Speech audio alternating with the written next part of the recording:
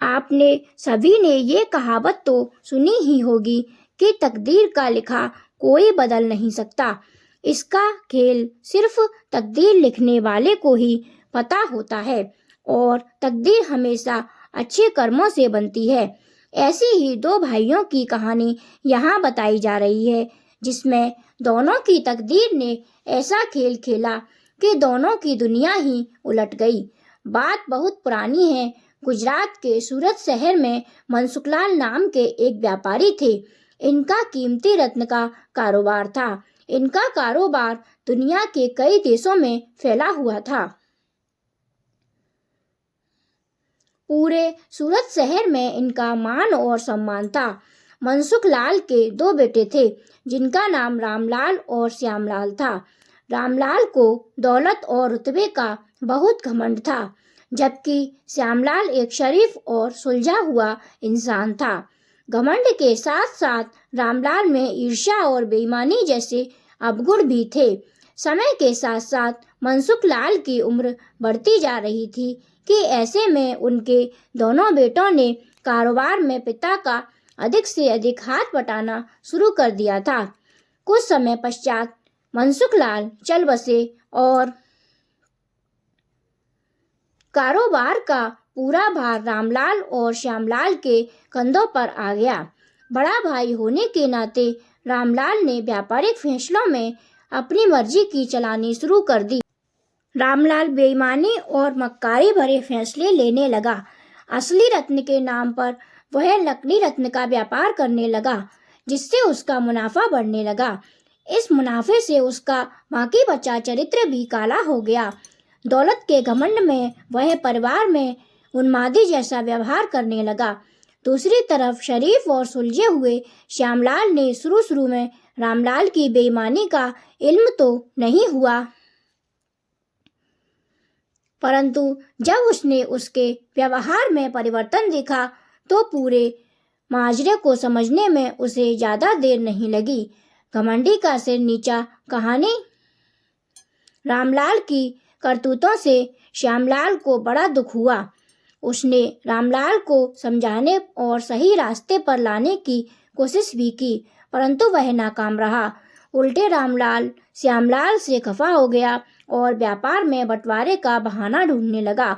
बंटवारे में भी उसने बेईमानी की साजिश रची, घर में कलह का माहौल पैदा किया।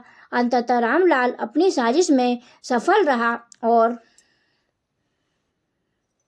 श्यामलाल के हिस्से के व्यापार पर भी वह कब्जा कर बैठा।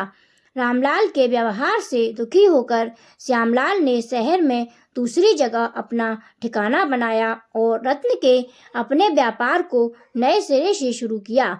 ईमानदारी की नींव पर शुरू हुआ श्यामलाल का व्यापार जल्दी ही चल निकला।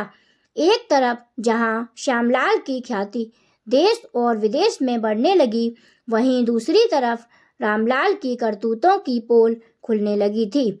नकली रत्न के व्यापार के कारण रत्न बाजार में रामलाल की साख को जोर का धक्का लगा और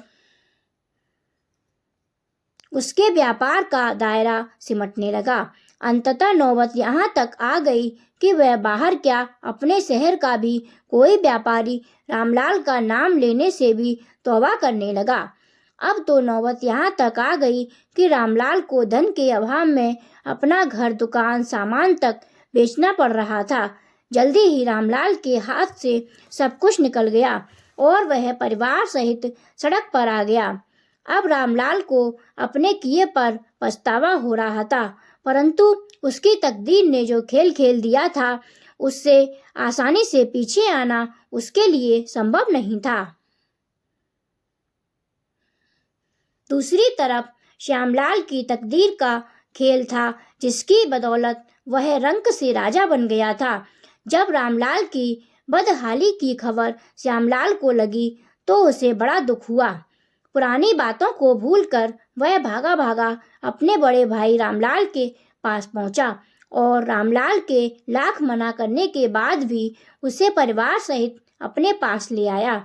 यह भी तकदीर का ही खेल था कि जिस भाई के साथ रामलाल ने बदसलूकी की और उसे सड़क पर पहुंचा दिया था, वही भाई आज उसे सड़क से उठाकर अपने घर में ले आया था। इस कहानी से यह शिक्षा मिलती है कि तकदीर कब किसके साथ क्या खेल खेल दे, इसका अंदाजा कोई नहीं लगा सकता। हाँ, इतना जरूर है कि आपके कर्म ही आपकी तकदीर लिखते हैं। जिस तरह रामलाल और श्यामलाल के कर्मों के आधार पर तकदीर ने उसके साथ खेल खेला था, इसी तरह अच्छे कर्म करते रहना चाहिए। क्या पता कल तकदीर आपके साथ क्या खेल खेल जाए। इसलिए कहते हैं तकदीर का खेल निराला है।